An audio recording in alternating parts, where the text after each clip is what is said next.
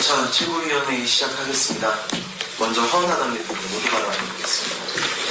네, 개혁신당 허은하입니다. 최상병 국정조사 조속 실시를 촉구합니다. 제출하지 않은 명단을 기다립니다. 어제는 우원식 국회의장이 최상병 순직 사건 국정조사 특위위원을 선임해달라는 마감 시한이었습니다. 그러나 국민의힘은 끝내 명단을 제출하지 않았습니다. 오늘 의원총회를 열어 국조특위 참여 여부를 결정한다고 하는데요. 이태원 참사 국정조사 때처럼 마지막까지 시간을 끌려는 것은 아닌지 그러한 전략이라고 의심하지 않을 수가 없습니다. 최수근 상병이 구명조끼조차 걸치지 않은 채 수색 작전에 투입되었다가 순직한 지 벌써 1년 4개월이 지났습니다. 수사는 지지부진하고 증거는 인멸되고 있죠. 대통령은 목리를 부리고 3번이나 특검법의 거부권을 행사하며 유가족의 바람을 외면했습니다. 이제 국회가 직접 나서 국민의 의혹을 풀고 망자와 유가족의 원통함을 달래야 합니다. 다른 방법이 없습니다. 한동훈 국민의힘 대표는 당대표 선거 공약으로 최상병 특검법을 발의한다고 약속했습니다. 그러나 지금은 특검법도 아닌 국정조사에조차 침묵으로 일관하며 아무런 행동을 보이지 않고 있습니다. 이는 국민과 유족의 아픔을 외면한 것일 뿐만 아니라 자신의 공약을 정치적 도구로 삼은 무책임한 행태입니다. 아무 말이나 막 던지는 시건의 대표이자 최상병 파리를 했다고 볼 수밖에 없습니다. 한동훈 대표는 유족과 국민 앞에 무릎 꿇고 사죄하십시오. 국회의장께 요청드립니다. 여당이 시간 끌기를 지속한다면 야당 단독으로라도 국조특위를 출범하는 방안을 적극 검토해 주십시오. IMF 경제위기 국정조사처럼 전례가 없는 일이 아닙니다. 이번 국조는 20살 청년의 죽음에 대한 진실과 책임을 규명하는 시급한 과제입니다. 절차와 합의를 중시하는 우원식 의장께서 빠른 결단을 내려주실 것을 촉구합니다. 국조특위 비교섭단체 몫으로 1명이 배정된 만큼 저희 개혁신당이 참여하는 방안도 협의하겠습니다. 국민의힘이 끝내 최상병 국정조사를 거부하고 야당 단독으로 국조특위가 출범한다면 다양성과 공정성을 충족하는 차원에서 저희 개혁신당이 참여하는 방법을 빼놓아서는 안 됩니다. 이는 이태원 참사 국정조사에서 기본소득당 의원이 참여했던 사례와 동일한 맥락입니다. 저희 개혁신당은 어느 정당보다 최상병 순직 사건의 진상규명과 책임자 처벌을 위해 가장 일관되고 진정성 있는 태도로 임해왔습니다. 앞으로도 억울한 죽음의 의혹을 풀고 유가족의 눈물을 닦아드리기 위해 끝까지 노력하겠습니다. 고맙습니다.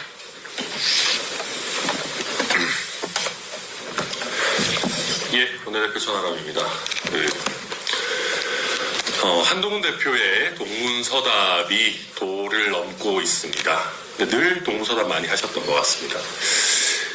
최근에 한동훈 대표와 가족 명의의 아이디로 국민의힘 당원 게시판에 대통령을 비난 또는 비판하는 다수의 게시물이 게시된 것과 관련해서 한동훈 대표는 대통령이 왕도 아니고 비판하는 글을 좀 썼더라도 그게 뭐가 문제냐라고 얘기를 하고 있습니다. 그런데 국민들께서 궁금한 것은 규범적으로 내지는 법적으로 그걸 쓰는 게 문제가 있냐 없냐가 아니고 정말로 본인과 가족들이 그럼 그걸 쓴 것이냐, 썼다면 왜 쓴 것이냐, 그리고 만약에 본인들이 쓴 것이 아니라면 도대체 누가 쓴 것이냐 라고 하는 기본적인 사실관계가 궁금한 겁니다. 법적으로 되는지 아닌지가 그렇게 중요한 부분이 아닙니다. 제가 예를 한번 들어보겠습니다. 만약에 저와 제 가족이 개혁신당 익명 게시판에 이준석 의원을 비난하는 내지는 비판하는 게시물들을 막 잔뜩 올렸다라고 칩시다. 이준석 의원은 더더욱 왕도 아니니까 비판하는 거야 하는 거겠죠. 그런데 개혁신당 지지자나 당원분들이 이거는 비판할 수 있지라고 생각하시겠습니까? 아니겠죠. 설령 그게 법적으로 허용된다고 해도 천하람과 천하람 가족 명의로 이준석을 비판하는 글이 잔뜩 쓰여졌다면 첫 번째로 이게 정말 천하람과 가족들이 쓴 걸지, 썼다면 이게 정말 이게 천하람과 가족들이 쓴 건지, 그리고 썼다면 이게 과연 정치적으로 어떤 의미인 건지, 왜 썼는지, 그리고 만약에 이게 천하람과 가족들이 안 쓴 거라면 이게 뭐 해킹을 당한 건지 아니면 정말로 천하람이 댓글침을 가동한 건지, 그 기본적인 사실관계와 그에 따른 정치적 의미가 궁금하신 걸 겁니다. 그렇지 않겠습니까? 그런데 여기서 무슨 죄가 나와가지고 그 뭐 썼더라도 무슨 잘못입니까? 이러고 있는 것은 국민들과 당원, 지지자분들에 대한 기본적인 예의가 아니거든요. 그래서 한동훈 대표님, 저는 정말 묻고 싶습니다. 본인과 가족들이 쓴 겁니까? 안 쓴 겁니까? 그거부터 이야기하고 거기에 대한 정치적 판단, 법적 판단은 따라와야 된다. 그렇게 말씀드립니다. 이제 동문서답은 그만 좀 멈춰주십시오.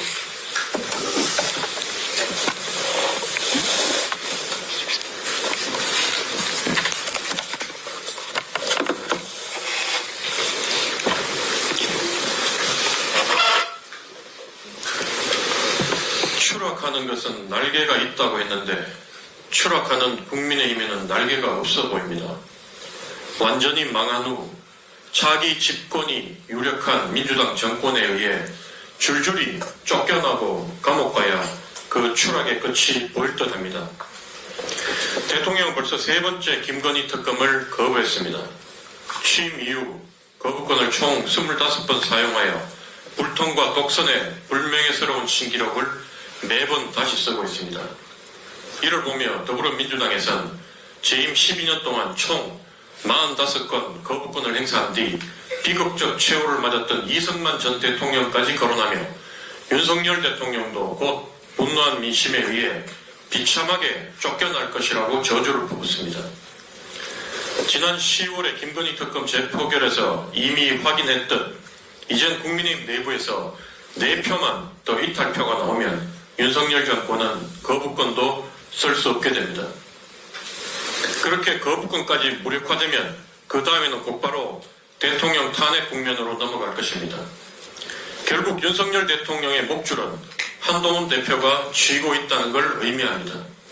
그런데도 친윤이라 사람들은 배신자, 내부 총질 프레임으로 한동훈 대표를 흔들며 어떻게든 그 자리에서 끌어내리려고 합니다. 예전에 자신들이 세운 대통령이 탄핵의 기로에 있어서 하루하루 망해가는 그 마지막 순간에도 진박 간별사를 자처하며 완장질을 하던 그 모습과 닮아도 어찌 저리 닮았나 싶습니다. 그 당의 당원 게시판 논란이 하루하루 힘든 삶을 살아가는 국민에게 과연 무슨 의미가 있겠습니까? 친윤, 친한이 더 험한 꼴로 싸워 하루라도 빨리 자멸하길 바라는 더불어민주당 사람들 빼고 또 상황이 어찌 돌아가는지도 모르면서 아직도 배신자 척결, 빨갱이 타도를 외치는 그 당의 극렬 지지층 빼고 어느 누가 국민의힘 당원 게시판에 1이라도 관심이 있겠습니까? 뉴스에 그 내용이 나올 때마다 국민의 짜증과 분노는 더욱 극한으로 치달아갑니다. 이재명이 아무리 문제라도 일단 나라 망치고 국민 무시해온 국힘당 저것들부터 먼저 내 손으로 심판해야겠다며 국민들이 분기탱천합니다. 이재명 대표의 연이은 재판과 유죄 판결에도 차기 대선 후보 지지율이 갈수록 높아져 50%에 근접하는 이유가 무엇 때문이겠습니까? 이미 중도층도 이재명 재판보다는 윤석열 심판에 더 의중을 두고 있다는 뜻입니다. 남은 재판에서 이재명 대표를 감옥 보내면 된다고요? 지금같이 사법부의 권위와 정당성이 약화되어 있는 상황에서 압도적 대선 1위 후보를 그리 쉽게 감옥 보낼 수 있다고 보십니까? 그리고 솔직히 말해서 그나마 이재명이 나와야 지속적으로 사법 리스크를 부각하며 다음 대선에서 국민의힘이 막판 뒤집기라도 한번 해볼 수 있는 것입니다. 얼마 전 민주당에 있는 한 지인이 제게 이런 질문을 해왔습니다. 지난 대선 때부터 정치 초짜 윤석열은 절대 대통령 되어서는 안 된다고 반대해왔던 조대원 당신이 윤석열의 아류인 검사 출신 한동훈을 찍을 수 있겠냐? 그래서 제가 뭐라고 대답한 줄 아십니까? 아무리 그래도 내가 범죄자를 대통령으로 찍을 수는 없지 않겠어. 지금 국민의힘 차기 대선 주자들이 줄줄이 명태균 리스트에 올라 대선 후보군에서 탈락하고 있는 상황에서 한동훈마저 중도 하차하면 과연 그 당은 뭐로 대선을 치르겠다는 건지 제가 다 궁금할 따름입니다. 국민의힘이 차기 대선에서 정권을 잃으면 김건희 특검이 아니라 그때는 윤석열, 김건희 부부 국정농단 수사, 한동훈 각종 의혹 수사로 확대될 것임은 불을 보듯 뻔합니다. 그리고 지금껏 이악 물고 참으며 칼을 갈아온 대통령이 된 이재명과 민주당 정권은 반드시 여러 사람을 사법 처리하여 감옥에 보내고야 말 것입니다. 아니 한동훈 대표도 현실을 직시하여 진작에 국민들로부터 버림받은 윤석열 대통령과 단절하십시오. 하루라도 빨리 민심과 시대 정신에 맞는 새로운 보수의 낯을 올려 다음 대선을 준비해 가는 게 망해가는 보수도 살리고 본인도 살 수 있는 유일한 길입니다. 더 이상 고쳐 쓸 수 없는 수구, 구태, 친윤 그룹보다는 그나마 말이 좀 통할까 싶어 진심으로 한 말씀 드렸습니다. 이상입니다. 말이 통할까?